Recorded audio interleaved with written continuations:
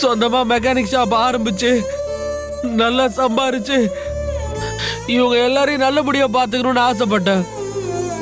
அந்த ஆசைக்கு இதோ இவங்க எல்லாரும் சேர்ந்து நெருப்பு வச்சுட்டாங்க. டேய், நான் பணத்துக்கு தான் ஏற்பாடு பண்றேன்னு சொன்னேனே, அதுக்குள்ள இப்படி நீ குடிச்சிட்டு வந்து கலட்டா பண்ணா என்னடா அர்த்தம்? அந்த கடை போயிடுச்சு. நேத்து சாயங்காலம் அந்த கடை ஓனர் என்ன கேவலமா பேசிட்டு வேற ஒருத்தருக்கு கடையை கொடுக்கறேன்னு போயிட்டாரு.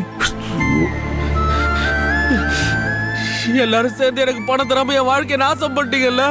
கூப்பிடுங்க, உங்க மருமகளை வெளியே வர சொல்லுங்க. அண்ணா கத்தாதண்ணா, அண்ணி வீட்ல இல்ல, மாமா பார்க்க ஹாஸ்பிட்டல் போயிருக்காங்க. ஓஹோ,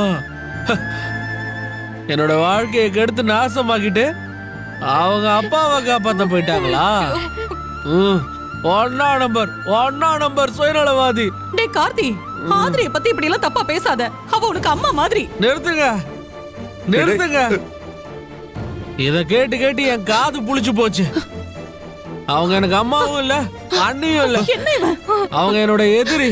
அண்ணா, என்ன வாழ விடாம பண்ணவங்கள நான் வாழ விட மாட்டேன். நீ இப்படி முட்டாள்தனமா பேசாதடா. நான் ஒண்ணு முட்டாள்தனமாலாம் பேசல, உண்மையதான் பேசிட்டு இருக்கேன். விட மாட்டேன். யாரா இப்படி எல்லாம் உன்னை பேச சொல்லி கொடுக்கறது? உனக்கு என்ன ஆச்சு? ஏன் இப்படி எல்லாம் பேசுற? எல்லாத்துக்கும் காரணம் அவங்கள சும்மாவே விட மாட்டேன். ஐயோ, என்ன தேவை இப்படி எல்லாம் பண்ணிட்டு வாழ்க்கையே போச்சு. அவங்க தான் எல்லாத்துக்கும் காரணம்.